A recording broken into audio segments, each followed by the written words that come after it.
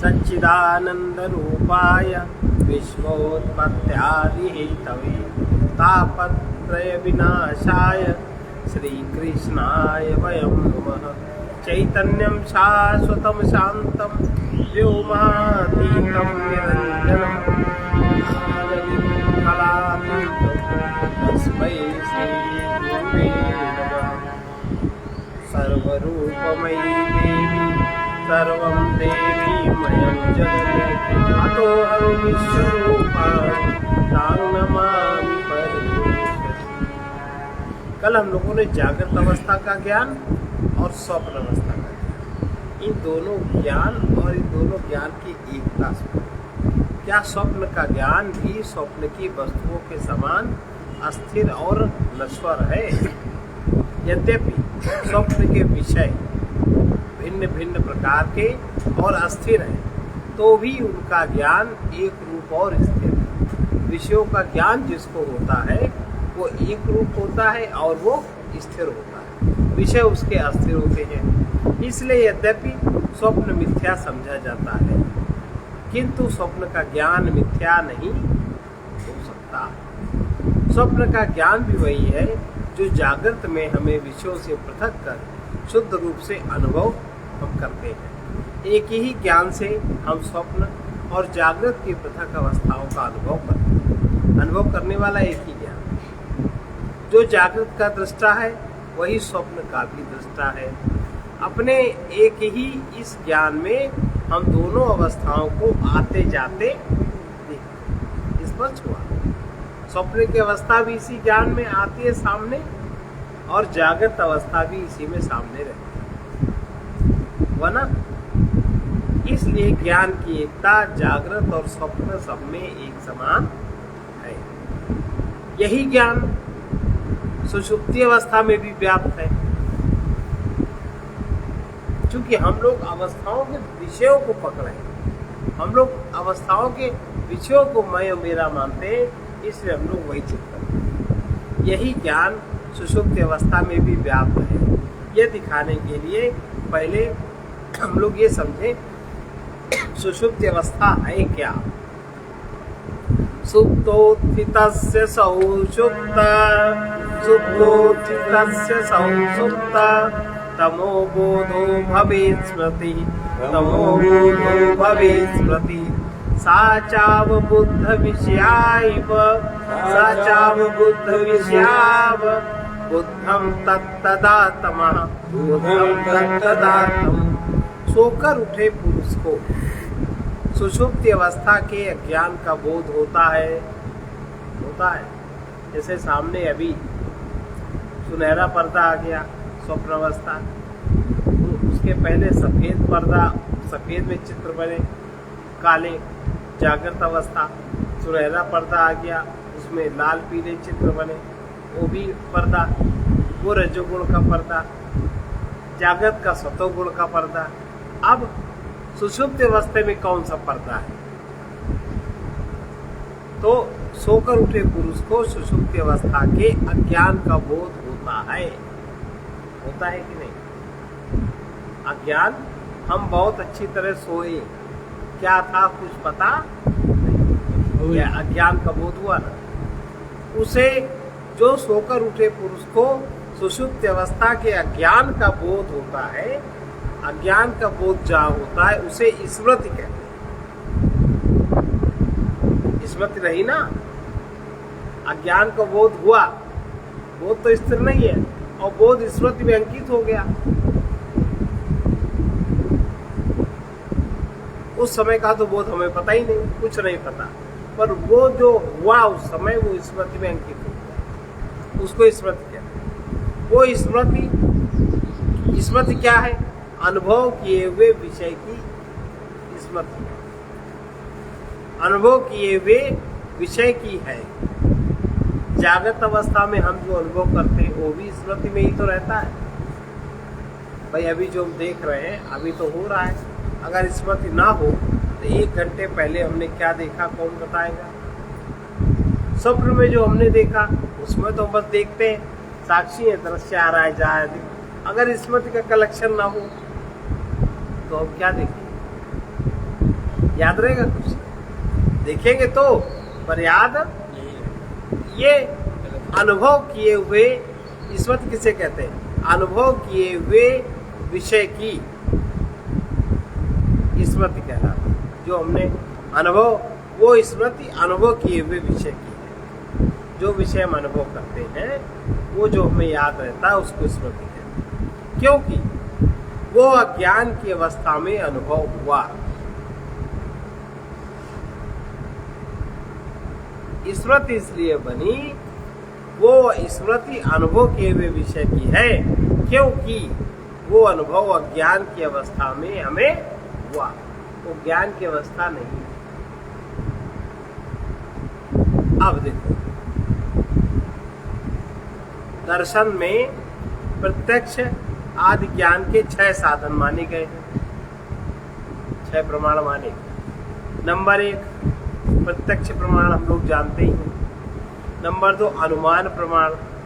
Number 3 उपमान प्रमाण। Number 4 शब्द प्रमाण। नंबर 5 अर्थापत्ति। और नंबर 6 अनुपलब्धि। तो अनुपलब्धि प्रमाण तो आप जान ही गए, जो वस्तु यहाँ नहीं है वो अनुपलब्ध है। और अर्थापत्ति भी कि है वो वस्तु, इसका मतलब उसी के कुछ और वस्तु भी हो सकती है। उसका अर्थ ये निकला कि यहाँ और कुछ भी, अर्थापत्ति हो गया। इसी तरह से अनुमान, धुआं है तो अग्नि है, अग्नि है तो धुआं। शब्द, लिखा पढ़ी वाला हर चीज शब्द प्रमाण, ये हो गया। स्मृति ज्ञान, जो स्मृति है, ये ज्ञान का साक्षात साधन नहीं है। पहले ज्ञान के सामने वो चीज गुजरती है, फिर ज्ञान उस चीज को अपने स्टोर में डालता है। भाई ज्ञान तो वर्तमान में वो कोई कलेक्शन थोड़ी ना करेगा। जैसे आंखों में, आंखों से दिखाई पड़ता है, आंखें कोई चीज कलेक्शन थोड़ी ना करती। कलेक्शन तो आंखों से जो देखा हो तो स्मृति करती है। आपको आंखें सामने दृश्य आया, दृश्य गया, आंखें जो की त्यों निर्मल। आपके नाक के सामने कोई पदार्थ आया, आपने उसको सूंघा, वो पदार्थ चला गया। सूंघने की शक्ति जो की त्यों निर्मल। 2-4 सांसें ली, उसके जो परमाणु से वो भी चले गए। स्वाद आपने चख, देखो हर चीज का स्वाद आपने चखा। कोई वस्तु जब तक जीभ में है तब तक बड़ी अच्छी, और जहाँ जीभ से वस्तु नीचे गई या ऊपर आई, जीभ उसी तरह निर्मल। अब दूसरी करो, फिर वो उसी तरह का तुम्हें अनुभव करा देगी। ये ज्ञान का साधन है ना, ज्ञानेंद्रियां। जब ज्ञानेंद्रियों की इतनी शक्ति है, तो जो साक्षात आत्मा है उसमें तो बिल्कुल भूत और भविष्य ही नहीं। स्मृति माने भूतकाल, है ना। तो ये जो स्मृति ज्ञान का साक्षात साधन नहीं है। हम साक्षात रूप से स्मृति से अनुभव नहीं कर सकते। स्मृति काम करती है ज्ञानेंद्रियों के साथ, कर्मेंद्रियों के साथ, तो किसी के साथ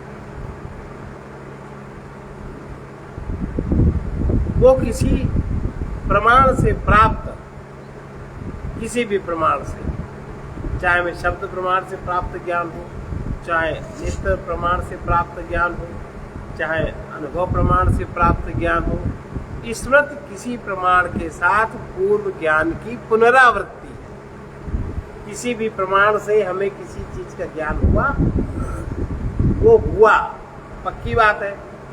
आप कैसे बताओगे कि हमने ये चीज खाई अगर स्मृति में नहीं है? तो जीभ बताएगी क्या?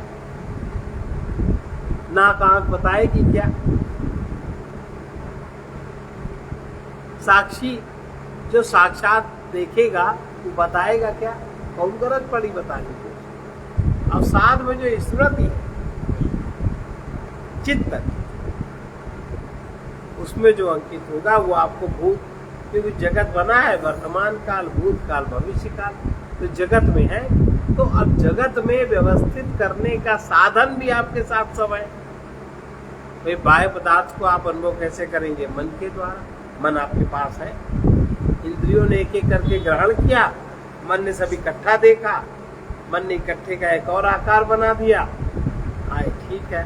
अब स्मृति में गए, बुद्धि ने स्मृति को खकोया, ऐसी कोई चीज थी, इसकी तरह थी पर ये तो नहीं थी, एक और बन गई।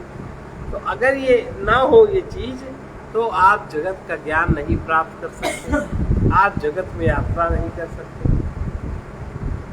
और परमात्मा में, साक्षात में ये सब जरूरत, वो तो निरंतर वर्तमान है, वहां भूत भविष्य है ही नहीं।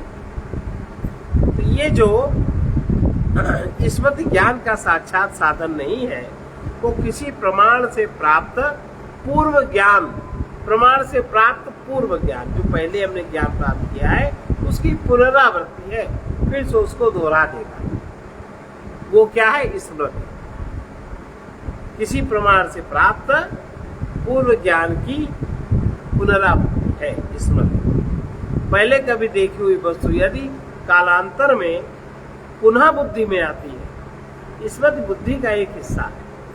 पहले देखी हुई वस्तु यदि कालांतर में पुनः बुद्धि में आती है तो उसे स्मृति कहते हैं। पहले देखी हुई वस्तु और फिर से बुद्धि में आ गई तो वो आपको याद है, उसको स्मृति कहते हैं। स्मृति ज्ञान यह सिद्ध करता है कि हमने वो ज्ञान पहले कभी प्रमाण से प्राप्त किया था, प्रमाण से, साक्षात नहीं। तो साक्षात ज्ञान प्राप्त करता हो तो साक्षी हो गया, बीच में न इंद्रियां हैं, न बीच में मन है, न बीच में कुछ। तो साक्षात ज्ञान, साक्षात क्षण इति साक्षी। और जो किसी प्रमाण से ज्ञान प्राप्त होता है, जैसे हमें शब्द का ज्ञान प्राप्त करना है, तो शब्द का ज्ञान काहे से करोगे? तो जो शब्द का क्षेत्र आपके पास है, कर्ण, उससे करोगे ना, ये प्रमाण हो गया कि ज्ञान पहले कभी प्रमाण से प्राप्त किया था।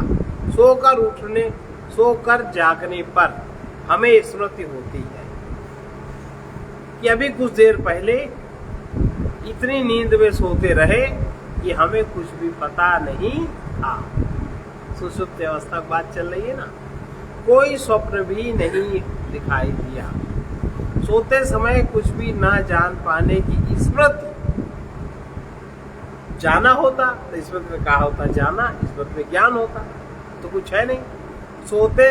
सोते समय कुछ भी न जान पाने की स्मृति यह सिद्ध करती है कि कुछ काल पहले यही हमारा अनुभव जन्य ज्ञान था कि कुछ नहीं है। अनुभव क्या हुआ? कुछ नहीं है। कुछ होता तो कुछ होता। इससे सिद्ध होता है कि सुषुप्ति में कुछ ना ज्ञात होने का ज्ञान रहता है। स्वप्न अवस्था में ज्ञात होने का ज्ञान रहता है, ये देखा स्वप्न। जागृत अवस्था में ये सब का ज्ञान रहता है, और सुषुप्ति अवस्था में कुछ ना ज्ञात होने का ज्ञान भी रहता है। अब वो कुछ ना ज्ञात होने का ज्ञान कहाँ है? वो कौन सा क्षेत्र है? वो आपका साक्षी, कुछ भी नहीं है, रहता है, हर एक को रहता है। वहां ज्ञान का अभाव नहीं है, ज्ञान के विषय का अभाव। ज्ञान का अभाव नहीं है, केवल ज्ञान के विषय का अभाव। ज्ञान तो जो स्वप्न में था, सामने था, उसने बता दिया। जागृत में जो सामने था उसने बता दिया, और सुषुप्ति में जो सामने है कुछ नहीं है, उसका भी ज्ञान ने बता दिया नहीं है, उसमें कह दिया हाँ है। विषय का अभाव, कोई भी विषय नहीं था, उसका अभाव तमस रूप से, तम रूप से व्याप्त था, तम रूप से भाषित हुआ। तम माने अंधकार, कुछ नहीं का मतलब क्या? अंधकार। विषय का अभाव तम रूप से भाषित हुआ। सुषुप्त अवस्था में रहने वाला ज्ञान, शुद्ध ज्ञान वही है जो जागृत और स्वप्न अवस्थाओं में था। अब शुद्ध ज्ञान सुषुप्त अवस्था में भी वही है, विषय नहीं है। वहां तमस है, अंधकार है। तम था तो तम बता दिया कि भाई तम है। ऐसे ही जब किसी की मृत्यु होती है तो ज्ञान जागृत होता है, वो बता देता है कि शरीर छूट गया, शरीर छूट रहा, वो चीज देखता है। अभी विषय सामने है, फिर विषय हटा, उसको कुछ नहीं होता। फिर से इसको देखें। स्मृति ज्ञान का साक्षात साधन नहीं है, वो किसी प्रमाण से प्राप्त पूर्व ज्ञान की पुनरावृत्ति है। पहले कभी देखो ये वस्तु यदि कालांतर में पुनः बुद्धि में आती है तो उसे स्मृति कहते हैं। स्मृति ज्ञान यह सिद्ध करता है कि हमने वो ज्ञान पहले कभी प्रमाण से प्राप्त किया है था। सोकर जागने पर हमें स्मृति होती है कि अभी कुछ देर पहले इतनी नींद में सोते रहे कि कुछ भी पता नहीं चला, कोई स्वप्न भी नहीं दिखाई दिया। सोते समय कुछ भी न जान पाने की स्मृति यह सिद्ध करती है कि कुछ काल पहले यही हमारा अनुभवजन्य ज्ञान था। इससे सिद्ध होता है सुषुप्ति में कुछ न ज्ञात होने का ज्ञान रहता है। वहाँ ज्ञान का अभाव नहीं है, केवल ज्ञान के विषय का अभाव है। विषय का अभाव तम रूप में भाषित हुआ, विषय का प्रभाव रज रूप में भाषित हुआ स्वप्न में, विषय का प्रभाव सत रूप में भाषित हुआ जागृत में, और यहाँ क्या भाषित हुआ? तम रूप, तामसी रूप। सुषुप्त अवस्था में रहने वाला शुद्ध ज्ञान वही है जो जागृत और स्वप्न अवस्थाओं में था। सबोधो विषयाद भिन्नो न बोधात् स्वप्न बोधवत् न बोधात् स्वप्न बोधवत् एवं स्थान त्रयपेका संवित् तद्वत् दिनान्तरे सबोधो विषयाद भिन्नो न बोधात् स्वप्न बोधवत् एवं स्थान त्रयपेका संवित् दिनान्तरे वो बोध, जो बोध हमें हो रहा ज्ञान का, जैसे अभी बत्ती जल रही है और लाइट चली गई तो अंधेरे का बोध होता है ना, और लाइट का भी बोध होता है। तो जिसको अंधेरे का बोध हुआ उसको लाइट का बोध होता है। प्रमाण से प्राप्त स्मृति होती है ना, कहते कि अभी अंधेरा था, कि जो आपके पास प्रमाण है वो प्रमाण बता रहा है कि ये अंधेरा है, आंख बता रही है अंधेरा है, और प्रमाण बता रहा नहीं अभी प्रकाश है। प्रमाण से प्राप्त जो ज्ञान है वो उसे स्मृति कहते हैं। वो बोध, जो बोध है निरंतर जागृत रहता है, वो कभी सोता भी, वो बोध विषय से भिन्न है। जो सामने हमारे विषय है उससे बोध भिन्न है। जैसे स्वप्न का बोध भिन्न नहीं है, किंतु जैसे स्वप्न का बोध भिन्न नहीं है, वैसे ही जागृत के ज्ञान से वो भिन्न नहीं है। जैसे स्वप्न का ज्ञान होता है उससे वो भिन्न नहीं है, वैसे वो जागृत के ज्ञान से भी भिन्न नहीं है। इन तीनों अवस्थाओं में ज्ञान एक ही है। उसी प्रकार दूसरे दिन भी वही ये ज्ञान रहता है। फिर से समझ, ये बोध विषय से भिन्न है, किंतु जैसे स्वप्न का बोध भिन्न नहीं है, वैसे ही जागृत के ज्ञान से यह भिन्न नहीं। इन तीनों, स्वप्न का बोध भी जागृत की तरह है, विषय से भिन्न है, वैसे ही स्वप्न में भी विषय से भिन्न है, वैसे ही जागृत के ज्ञान से भी ये भिन्न नहीं है। इन तीनों अवस्थाओं में ज्ञान एक है। उसी प्रकार दूसरे दिन भी वही एक ज्ञान रहता, तो नहीं सोया। सुषुप्त अवस्था का उल्लेख करते हुए कहते हैं वो बोध विषय से भिन्न है। वहां विषय क्या है? कुछ भी भाषित नहीं होना, तम अंधकार अर्थात विषय का अभाव, वो ज्ञान से जाना जाता है। अभाव भी ज्ञान से जाना जाता है। ज्ञान और विषय का अभाव दोनों अलग अलग है ना? ज्ञान विषय को जानने वाला और विषय का अभाव, दोनों अलग अलग है ना, दोनों पृथक है। जैसे शब्द और शब्द का ज्ञान पृथक है कि एक है? पृथक है। शब्द अलग है, शब्द का ज्ञान। अतः ज्ञान सुषुप्ति में भी है, किंतु वो विषय के अभाव मात्र को प्रकाशित करता है। वही ज्ञान जो बाहर विषय का अभाव है उसको प्रकाशित करता है। यह ज्ञान जागृत और स्वप्न अवस्थाओं के ज्ञान से पृथक नहीं है। जैसा जागृत का ज्ञान है, जैसे स्वप्न का ज्ञान है, वैसे ही सुषुप्ति का ज्ञान है।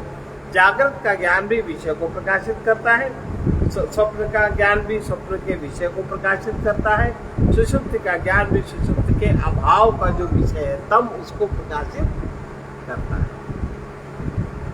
ज्ञान तीनों अवस्थाओं में एक ही है ना। विषय भेद से स्थूल सूक्ष्म कारण, ये विषय भेद से हमारी तीन अवस्थाएं घूमती है 24 घंटे में तीन अवस्थाएं। जब हमें स्थिर विषयों का ज्ञान होता है, विषय स्थिर है, तो उसे हम कहते हैं जागृत अवस्था। और जब अस्थिर विषयों का ज्ञान होता है तब वो स्वप्न अवस्था है। जब स्थिर अस्थिर किसी विषय का बोध या ज्ञान नहीं होता वो सुषुप्ति अवस्था है। स्पष्ट। इन तीनों की जानकारी, ये तीनों कैसे जानते हो? तीनों की जानकारी ज्ञान में ही तो होती है। क्या ज्ञान में होता है? इससे सिद्ध होता है कि एक ही ज्ञान तीनों अवस्थाओं में विद्यमान रहता है, उसमें भेद और पृथकता नहीं होती, वो निरंतर है, शाश्वत है और नित्य है। स्पष्ट हुआ। 24 घंटे अर्थात एक दिन रात में तीन ही अवस्थाएं होती हैं। उन तीनों अवस्थाओं में ज्ञान सतत बना रहता है। 24 घंटे एक तीनों को होती है और ज्ञान निरंतर जागृत रहता है जागृत। इस शुद्ध ज्ञान की निरंतरता पहचाननी चाहिए। इस शुद्ध ज्ञान का जो निरंतर जागृत रहता है, यही पहचानने की बात है। इसको पहचानना चाहिए। जैसे एक दिन रात में अखंड और सतत वो ज्ञान एक दिन में रात में अखंड और सतत बना रहता है, वैसे ही वो ज्ञान दूसरे दिन भी सतत बना रहता है, वैसे ही वो ज्ञान तीसरे दिन भी बना रहता है। जितनी उम्र आपकी बीतती है सब दिन वो ज्ञान निरंतर बना रहता है। उसका ना अभाव होता है और ना वो ज्ञान बदलता है। ऐसे ही आपके शरीर छूटने के बाद भी वो ज्ञान निरंतर बना रहता है। समझिए बात को।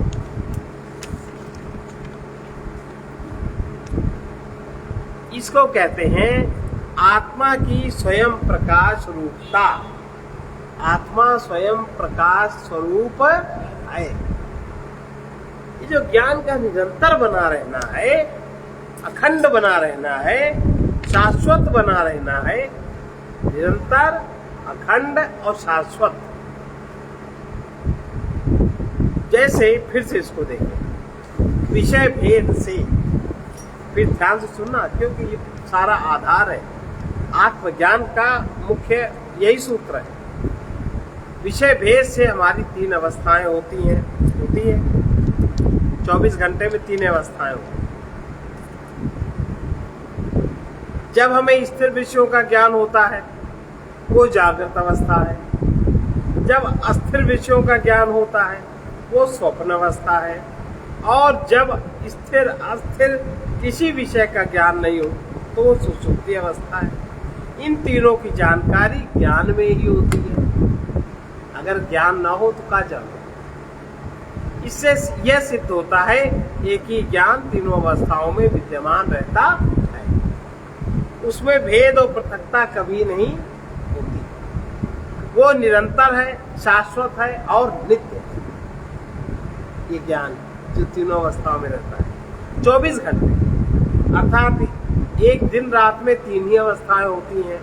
उन तीनों अवस्थाओं में ज्ञान सतत बना रहता है। इस शुद्ध ज्ञान की निरंतरता पहचाननी चाहिए। जैसे वो एक दिन रात में अखंड और सतत बना रहता है, वैसे ही वो दूसरे दिन रात में भी बना रहता है।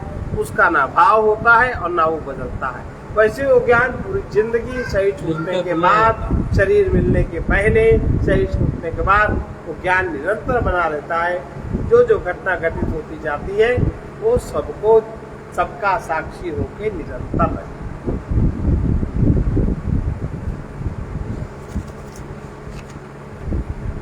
वो है आत्मा की स्वयं प्रकाश रूपता।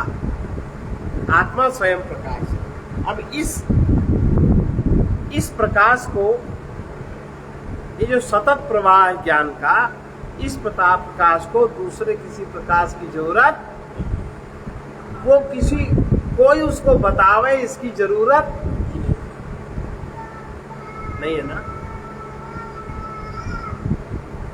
माँ, अब देखो उसके आगे बता रहे हैं, माँ शाब्द युग कल्पेषु गतागम्येष्वनेकधा नोदेति नास्तमेतेका संविदेशा स्वयं प्रभा संविदेशा स्वयं। माँ शाब्द युग कल्पेषु गतागम्येष्वनेकधा नोदेति नास्तमेतेका संविदेशा स्वयं प्रभा संविदेशा स्वयं। अनेक बार जिंदगी में, अनेक बार आने वाले महीने, वर्ष, युग, कल्प तक बिना उदित और अस्त हुए ये ज्ञान एक ही रहता, जो तीनों अवस्थाओं में एक है।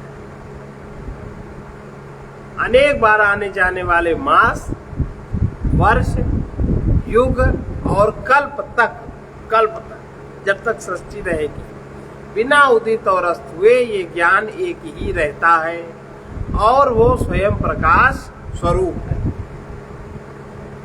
ये जो ज्ञान है स्वयं प्रकाश स्वरूप है। इसको किसी प्रकाश की जरूरत, इसके बोध को किसी के प्रकाश की जरूरत नहीं है। जो सामने है वही उसके सामने है।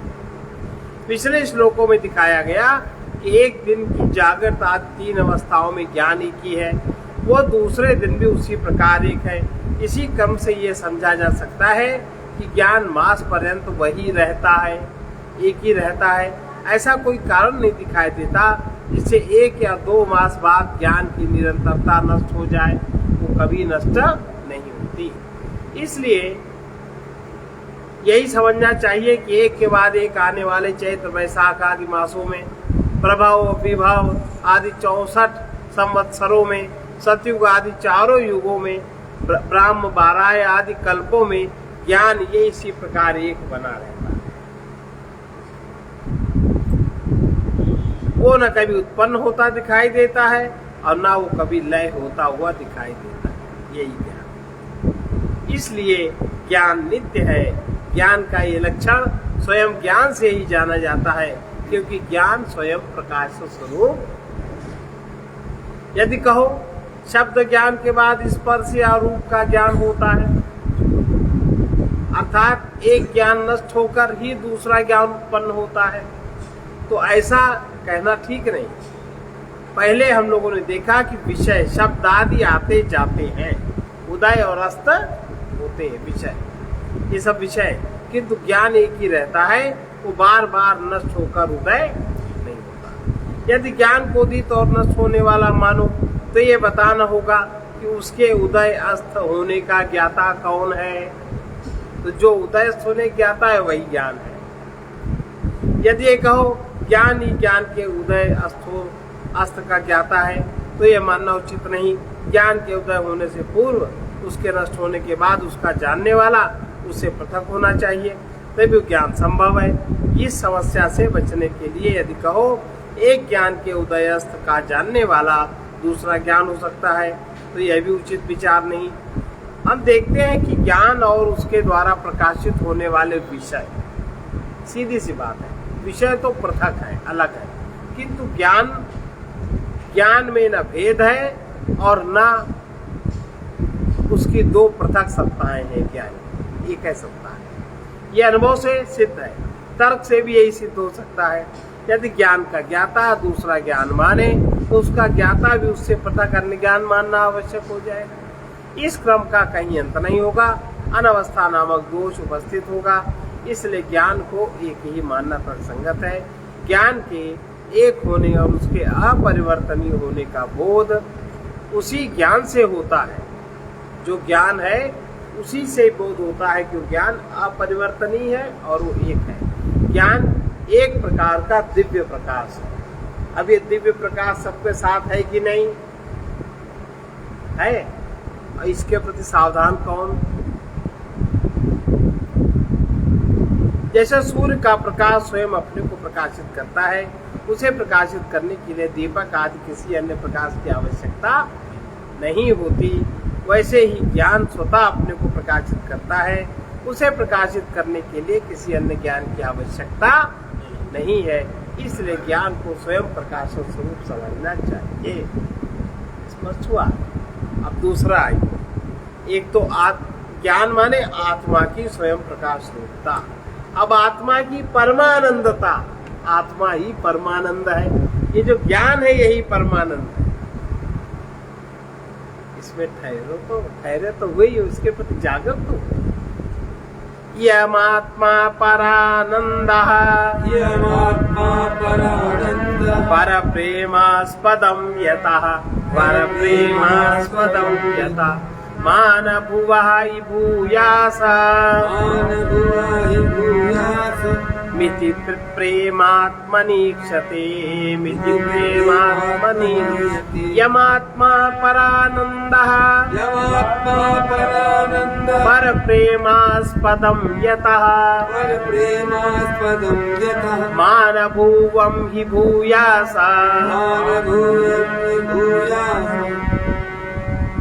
मिति प्रेमात्मनीक्षते। अब ये जो ज्ञान आत्मा है, ये सिद्ध हुआ। परम प्रेमास्पद होने का कारण ये परमानंद स्वरूप है। परम प्रेमास्पद यही है ना, इसलिए ये परमानंद स्वरूप है। ऐसा कभी न हो, यही तो सोचते, ऐसा कभी न हो कि हम ना रहें, तो हम तो हमेशा रहते हैं। यही बोध बुद्धि में प्रकाशित करता है कि हम न रहें। अब हम के साथ जो हमने हमारा माना, हम उसको भी लपेटे रहते हैं। ऐसा कभी ना हो कि मैं न रहूं, मैं सदा रहूं। इस प्रकार आत्मा में प्रेम दिखाई देता है। मैं सदा रहूं, ये आत्मा में अपने आप में प्रेम का अनुभव सभी को होता है। वो ज्ञान जिसमें विविध विषयों तीनों अवस्थाओं का बोध होता है, वो नित्य और स्वयं प्रकाश है। हम उसे अपने आप से अपृथक अनुभव करते, अपने आप से हम उसे अपृथक माने अलग अनुभव नहीं करते, अपने आप ही अनुभव करते। इसलिए ये आत्मा, हम उसे स्वयं ही अनुभव करते हैं, इसलिए ये आत्मा है। अब यदि मैं अपने को ज्ञान से पृथक मान लूं, तो हमें स्वीकार करना पड़ेगा कि मैं या तो जड़ हूं या फिर उस ज्ञान से पृथक कोई दूसरा ज्ञान हो। लेकिन ऐसा तो अनुभव होता नहीं। अपने को जड़ मानकर मैं किसी ज्ञान को अपना ज्ञान स्वीकार ही नहीं कर सकता। ज्ञान से पृथक अपने को जड़ मानना ये बदतो व्याघात दोष है। ये कहना उसी प्रकार की जैसे मैं कहूं कि मेरे मुंह में जिह्वा नहीं है, मुझ में ज्ञान नहीं है, इसलिए मैं अपने को ज्ञान से पृथक मान ही नहीं सकता। यदि मैं ये कहूं कि मैं विषयों को ग्रहण करने वाले ज्ञान से पृथक कोई दूसरा ज्ञान हूं, ये भी बात ठीक नहीं है। तो ये मानना पड़ेगा कि इन दोनों ज्ञानों में विभाजक रेखा क्या है, ये भी ठीक नहीं है। हम लोगों ने देखा कि ज्ञान का लक्षण है अविभक्त रहना, उसमें कोई विभाग न हो। ज्ञान का लक्षण क्या है? अविभक्त होना। जैसा जागृत अवस्था में ज्ञान है, वैसा ही स्वप्न अवस्था में है, वही सुषुप्ति अवस्था में है, वही दूसरे दिन है, वही 1 महीने है, वही वर्ष है, वही कल्पांत है, वही कल्पांतर है। जो जो बीते वो ज्ञान वही है ना। ज्ञान का लक्षण है अविभक्त रहना। जो ये किंचित विभाजन प्रतीत होते हैं, जो विभाजन भी प्रतीत होते हैं, वो ज्ञेय की उपाधि के कारण भाषित होते हैं। जो विषय है, जो पदार्थ है, उसकी जो उपाधि है। ज्ञान स्वतः अविभाज्य है। इसलिए ये मानना उचित है कि ज्ञान मुझसे अभिन्न है, मैं ज्ञान स्वरूप हूँ और स्वयं प्रकाशित होने के कारण ज्ञान से ही ज्ञान का अनुभव हो रहा है। स्वयं प्रकाशित होने के कारण ज्ञान से ही ज्ञान का अनुभव हो रहा है। एक शब्द में कह सकते हैं कि ज्ञान आत्मा, आत्मा ज्ञान स्वरूप। आप समझ में आया आत्मा ज्ञान स्वरूप कैसे कहा जाता है? हम सब जिस ज्ञान का आत्मभाव से अनुभव करते हैं, आत्मभाव से हमने देखा कि हम बहुत गहरे सोए थे। आत्मा हमने देखा ना, क्या कहते हैं, हमने जाना कि हम बहुत गहरे आज सोए। तो हम माने स्वयं, स्वयं माने आत्मा, और जाना माने ज्ञान। ज्ञान की क्षमता है ना। हमने देखा, हमने आज बड़ा भयानक स्वप्न देखा, हम तो बहुत डर गए, है ना। तो स्वप्न में जो विषय है उसका प्रभाव पड़ गया हम पर, हम डर गए क्योंकि भय की वृत्ति है। अब हम सब जिस ज्ञान का आत्मभाव से अनुभव करते हैं, इसका एक महत्वपूर्ण दूसरा लक्षण है आनंद। आत्मा को परम आनंद स्वरूप सिद्ध करने के लिए इस श्लोक में आचार्य ने एक तर्क प्रस्तुत किया। उन्होंने कहा कि आत्मा परम प्रीति का पात्र होने के कारण, परम प्रीति का पात्र होने के कारण परमानंद स्वरूप है। परम प्रीति, सबसे ज्यादा प्रीति हमें अपने से ही है, और अपने को सुखी रखने के लिए सारे साज सामान है ना। अगर हम अपने मन का आधार मानते, मन को मानते, तो मन के अनुसार सब होना चाहिए। बुद्धि को मानते, बुद्धि के अनुसार। अगर हम किसी के आधार पे नहीं मानते, तो हम भैया हमें बिल्कुल शांत रहे, तो हटो सब लोग बात, है ना। तो ये आत्मा परम प्रीति का पात्र होने के कारण परमानंद स्वरूप है। हम सबसे अधिक प्रेम अपने आप से करते हैं। इससे सिद्ध होता है कि सबसे अधिक सुख आत्मा में ही है। हम अपने को भी प्रेम करते हैं, सबसे अधिक सुख आत्मा में ही है। और हमें निर्विवाद रूप से स्वीकार करना होगा, सुख और प्रीति का नित्य संबंध है। जहां प्रीति है वहां सुख, जहां सुख है वहां प्रीति।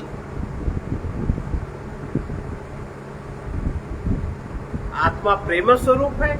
हम सबसे अधिक अपने से प्रेम करते हैं, और जिससे जो प्रेम करता है आनंदित होता है। इसलिए प्रेम और आत्मा परम प्रीति का पात्र होने के कारण परमानंद स्वरूप है। हम सबसे अधिक अपने आप से ही प्रेम करते हैं। इससे सिद्ध है कि सबसे अधिक सुख आत्मा में ही है, और ये बात स्वीकार करनी चाहिए, सुख और प्रीति का नित्य संबंध है।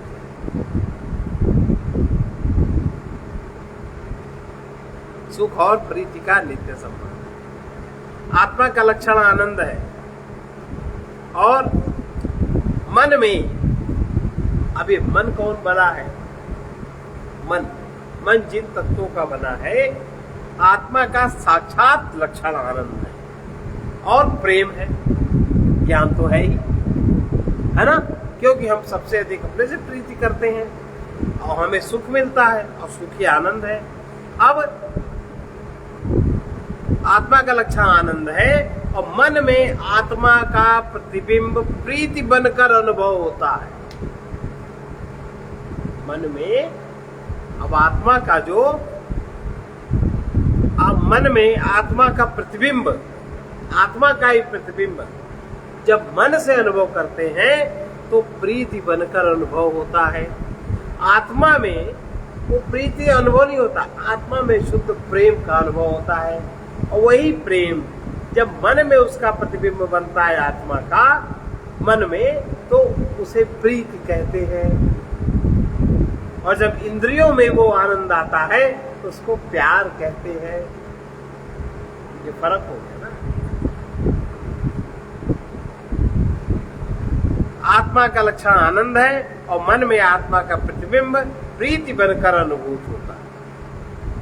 इसलिए सभी पुरुषों को सुख से प्रीति और सुख मिलता है इंद्रियों से। इंद्रियों में सुख माना जा मन मानता है विषयों में। इसलिए मन में जो प्रीति है, जितने स्तर की प्रीति है उतना ही मन अपने को सुखी अनुभव करता है। और आत्मा का जो लक्षण आनंद है, आनंद ही मन में प्रीति बनता है। मन का अपनी कोई सत्ता प्रीति बनकर अनुभूत होता है। अब आत्मा की परम प्रियता सिद्ध करने के लिए एक श्लोक में आचार्य ने तर्क दिया, मान भूवम भूयासम। ऐसा न हो कि मैं कभी न हूं, वरन मैं सर्वदा रहूं। हमारी ये कामना सिद्ध करती है कि मैं अपने को सर्वाधिक प्रेम करता हूं। प्रीति नहीं, प्रेम करता।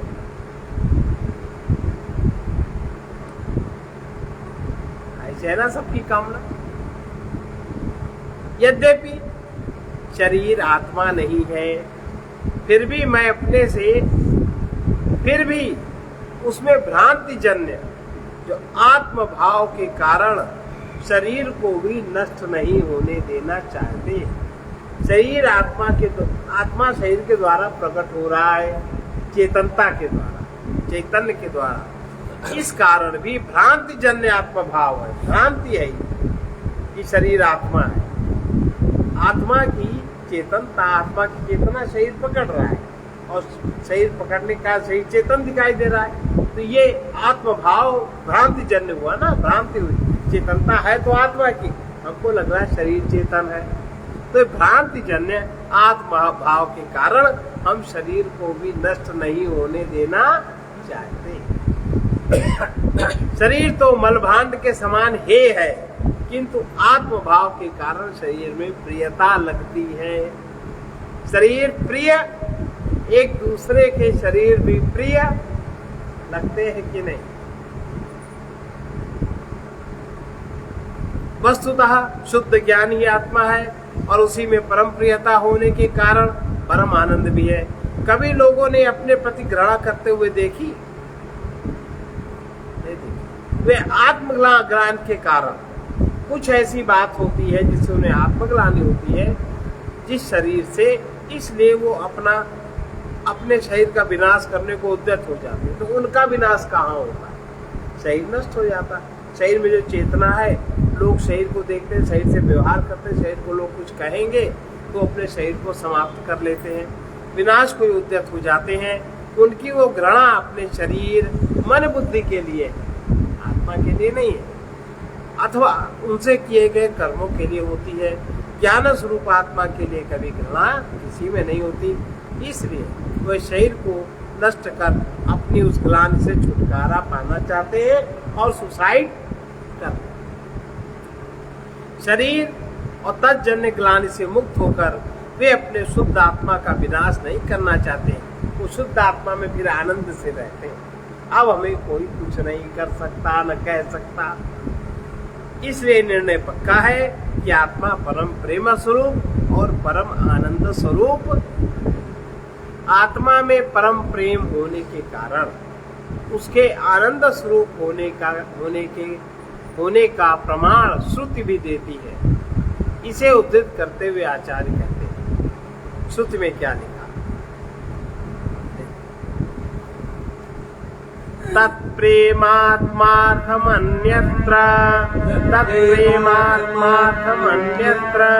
नैव मान्यार्थमात्मनि नैव मान्यार्थमात्मनि अतस्तत्परमं तेन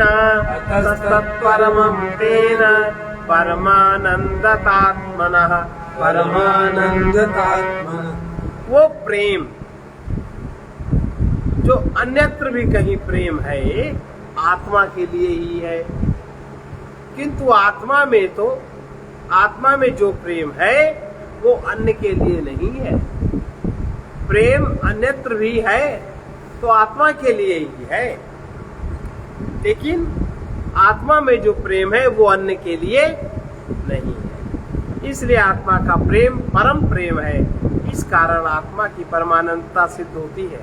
सुख और प्रीति का नित्य संबंध है। जहाँ कहीं सुख का अनुभव होता है उसी के प्रति हमारी प्रीति भी होती है। इसलिए जिस वस्तु या व्यक्ति में सुख पाने की आशा होती है उसी से प्रेम किया जाता है। दुख से प्रीति किसी को नहीं होती।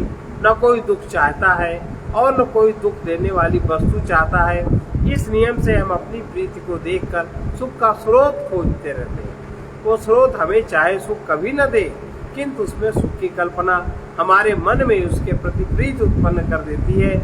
यदि हमारे मन में किसी वस्तु या व्यक्ति के प्रति प्रीति है तो निश्चय मान लीजिए कि हम उसमें सुख प्राप्त करने की आशा अवश्य रखते हैं। मान लीजिए हमें धन से प्रीति है तो हम अपने मन में उस प्रीति का अनुभव करते हैं और वो प्रीति से सुख मिलना चाहिए, और सुख मिलना चाहिए तो जो जिससे सुख हम मानते हैं वो पदार्थ धन से खरीदे जाएंगे तो मैं धन। इससे यह संकेत मिलता है धन में सुख देने की सामर्थ्य हम समझते हैं। इसी प्रकार यदि मकान फर्नीचर में प्रीति है, गाय घोड़े पशु में प्रीति रखते हैं तो वहाँ भी सुख की आशा है। यदि माता पिता पति पत्नी पुत्र पौत्र में हमारी प्रीति है तो वहाँ भी हमें सुख पाने की आशा है। ये मनोविज्ञान का एक सरल सा सिद्धांत है। इस सिद्धांत को समझना कठिन नहीं है, किंतु उसी के साथ एक सिद्धांत यह भी है कि हम जिस वस्तु को सुखदायी समझकर प्रीति करते हैं वो प्रीति इसी वस्तु के हेतु नहीं होती, वरना अंततः वो प्रीति अपने लिए होती है। जैसे धन में जो प्रीति है केवल धन के लिए नहीं है, वरन वो धन हमें सुख देगा तभी उसमें प्रीति है। इसका अर्थ यह है कि पहले मुझे अपने में प्रीति है, अब अपने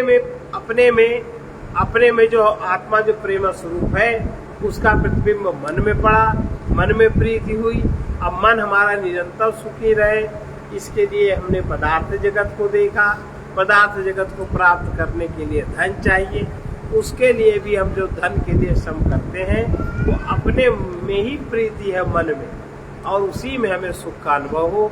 अपने लिए अन्य वस्तुओं या व्यक्तियों में प्रीति है। हमारी प्रीति सैकड़ों वस्तुओं सैकड़ों दिशाओं में बांटी जा सकती है, किंतु वो सब अंत में है अपने ही। इससे यह सिद्ध होता है कि सबसे अधिक प्रेम हमें अपने से है। यदि ऐसा है तो सबसे अधिक सुख भी अपने आप में ही होना चाहिए। अपने आप में सबसे अधिक सुख और प्रीति शास्त्र से भी प्रमाणित होती है। बृहदारण्यक उपनिषद में याज्ञवल्क्य ऋषि अपनी पत्नी मैत्रेयी को आत्मज्ञान की शिक्षा देते हैं। क्या कहते हैं? अरे मैत्रेयी, यह निश्चय है पति के प्रयोजन के लिए पति प्रिय नहीं होता, अपने ही प्रयोजन के लिए पति प्रिय होता है। पत्नी के प्रयोजन के लिए पत्नी प्रिय नहीं होती, अपने ही प्रयोजन के लिए पत्नी प्रिय होती है। पुत्रों के प्रयोजन के लिए पुत्र प्रिय नहीं होते, अपने ही प्रयोजन के लिए पुत्र प्रिय होते हैं। धन के प्रयोजन के लिए धन प्रिय नहीं होता, अपने ही प्रयोजन के लिए धन प्रिय होता है। पशुओं के प्रयोजन के लिए पशु प्रिय नहीं होते, अपने ही प्रयोजन के लिए पशु प्रिय होते। याज्ञवल्क्य जी कहते हैं कि सबके प्रयोजन के लिए सब प्रिय नहीं होते, अपने ही प्रयोजन के लिए सब प्रिय होते हैं। यह आत्मा परम प्रेम स्वरूप है। यही दर्शनीय है, श्रवणीय है, मननीय है और ध्यानीय है। ध्यान करने योग्य आत्मा ही है, ध्यान से देखने योग्य। इसलिए इस पर शंकराचार्य ने लिखा, तस्मान् लोक प्रसिद्ध में तथा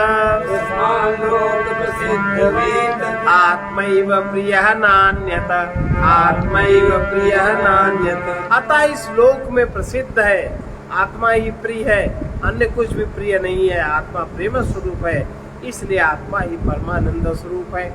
इसके आचार्य ये भी कहते हैं हमें अपने आत्मा में जो प्रेम है वो अपने ही लिए है, दूसरे के प्रयोजन के लिए नहीं है। उसका प्रयोजन कोई अन्य वस्तु या अन्य व्यक्ति नहीं है। हम अपने लिए अपने आप को चाहते। हमारे आत्म प्रेम या आत्मरक्षा का प्रयोजन यह नहीं है कि इसका लक्ष्य किसी अन्य व्यक्ति को सुख पहुंचाना हो, हमें ही सुख पहुंचाना, हम ही सुखी होते हैं। यदि कदाचित ऐसा होता तो हम उसी को परम प्रेमास्पद मानते जिसको हम सुख पहुंचाना चाहते हैं। यदि और जब हम देखते हैं कि अपना प्रेम सबके प्रति होते हुए भी अंततः अपने लिए ही है और अपना प्रेम भी अपने लिए ही है, तो निश्चय होता है कि आत्मा परम प्रेम स्वरूप है। प्रेम और सुख का नित्य संबंध होने के कारण यह भी सिद्ध हो जाता है कि परम प्रेम स्वरूप आत्मा ही परमानंद स्वरूप है। इस प्रकार हम अपनी जिस चेतना का सहज रूप में अनुभव करते रहे हैं, यही हमारी आत्मा है और सच्चिद आनंद इसके लक्षण है। बोलिए सच्चिदानंद भगवान।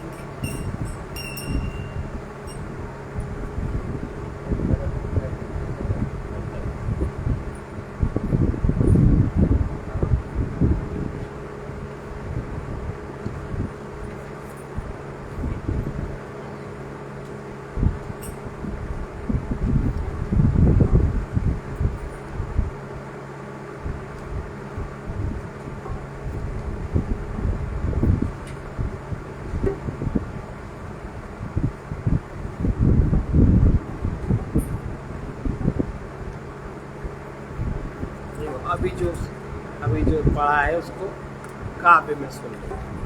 मेरे परमाधार यही हो, मेरे परमाधार यही हो, पर हम तुमको कैसे जाने, पर हम तुमको कैसे जाने। मेरे परमाधार यही हो, मेरे परमाधार यही हो, पर हम तुमको कैसे जाने, पर हम तुमको कैसे जाने। जड़ तन मन के जीवन हो, जड़ तन मन के जीवन हो, तुम नित्य सत्य आनंद घन हो, नित्य सत्य आनंद घन हो, सर्वकला भंडार यही हो, सर्वकला भंडार यही हो, पर हम तुमको कैसे जाने, पर हम तुमको कैसे जाने। मेरे परमाधार यही हो, मेरे परमाधार यही हो, पर हम तुमको कैसे जाने, पर हम तुमको कैसे जाने। अलख अनंत नित्य अविकारी, अलख अनंत नित्य अविकारी, भक्ति भाव वश लीलाधारी, भक्ति भाव वश लीलाधारी, दाता परम उदार यही हो, दाता परम उदार यही हो, पर हम तुमको कैसे जाने, पर हम तुमको कैसे जाने। सर्वकला भंडार यही हो, सर्वकला भंडार यही हो, पर हम तुमको कैसे जाने, पर हम तुमको कैसे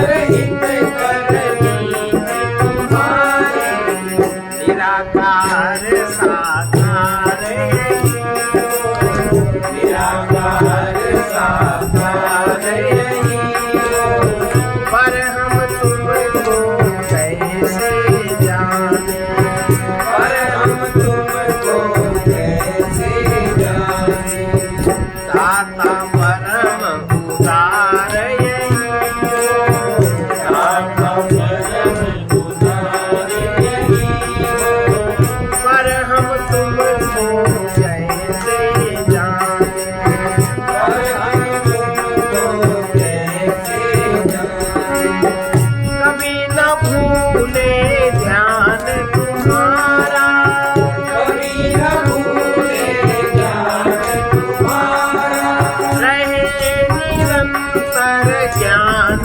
तुम्हारा, रहे निरंतर ज्ञान तुम्हारा, रक्षक सभी प्रकार यही हो, रक्षक सभी प्रकार यही हो, पर हम तुमको कैसे जाने, पर हम तुमको कैसे जाने, निराकार साकार यही हो, निराकार साकार यही हो, पर हम तुमको कैसे जाने, पर हम तुमको कैसे जाने, कभी पथिक से दूर नहीं तुम, कभी पथिक से दूर नहीं तुम, जहाँ रहे हम नित्य वही तुम, जहाँ रहे हम नित्य वही तुम, एक अनंत अपार तुम्ही हो, एक अनंत अपार तुम्ही हो, पर हम तुमको कैसे जाने, पर हम तुमको कैसे जाने, मेरे परमाधार यही हो, मेरे परमाधार यही हो, पर हम तुमको कैसे जाने, पर हम तुमको कैसे जाने। अभी जो सुना वही तो है। अब देखो, जो स्वयं को नहीं जानता, माने स्वयं जो भी ज्ञान स्वरूप कहा गया, जो स्वयं को नहीं जानता उसके लिए ईश्वर की खोज असंगत है। ज्ञान मनुष्य के भीतर उसका स्वरूप है। अभी देखा तीनों अवस्थाओं में जो ज्ञान स्वरूप रहा, आत्मा ज्ञान स्वरूप है। सब खोज छोड़ो, स्वयं में देखो, वो तो सदा से ही स्वयं ही विद्यमान है। मन से मुक्त होते ही स्वयं में आ जाओगे। मन में उस आत्मा की जो प्रतीक्षाया पड़ती है उसी को प्रीति कहते हैं। आत्मा प्रेम स्वरूप है, मन प्रीति स्वरूप है, इंद्रियां प्यार रूप है। सब खोज छोड़ो, स्वयं में देखो, वो सदा से ही स्वयं में विद्यमान है। मन से मुक्त होते ही स्वयं में आ जाओगे। जो सर्वत्र प्रेम का अनुभव करता है वो प्रभु में होता है।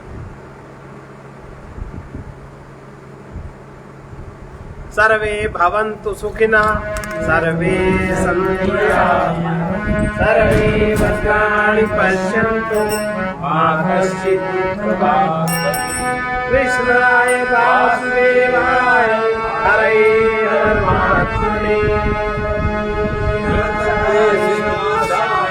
गोविन्दाय नमो नमः। उग्रवीर महाविष्णु, उग्रवीर महाविष्णु, ज्वलन्तं सर्वतोमुखं, ज्वलन्तं सर्वतोमुखं, नृसिंहं भीषणं भद्रं, नृसिंहं भीषणं भद्रं, मृत्योर्नमाम्यहम्, मृत्योर्नमाम्यहम्। ॐ ह्रौं जूं सः, ॐ ह्रौं जूं सः, ॐ भूर्भुवः स्वाहा ॐ भूर्भुवः स्वः ॐ त्र्यम्बकं यजामहे ॐ त्र्यम्बकं यजामहे सुगन्धिं पुष्टिवर्धनम् सुगन्धिं पुष्टिवर्धनम् उर्वारुकमिव बन्धनात् उर्वारुकमिव बन्धनात् मृत्योर्मुक्षीयमामृतात् मृत्योर्मुक्षीयमामृतात् ॐ स्वाहा ॐ भुवः भूः ॐ स्वाहा ॐ भुवः भूः ॐ सः जुङ्गं ॐ साजुग्रौ असतो मा सद्गमय तमसो मा ज्योतिर्गमय मृत्योर्मा गमय ॐ पूर्णमदः पूर्णमिदं पूर्णात् पूर्णमुदच्यते पूर्णस्य पूर्णमादाय पूर्णमेवावशिष्यते ॐ शान्ति शान्ति शान्ति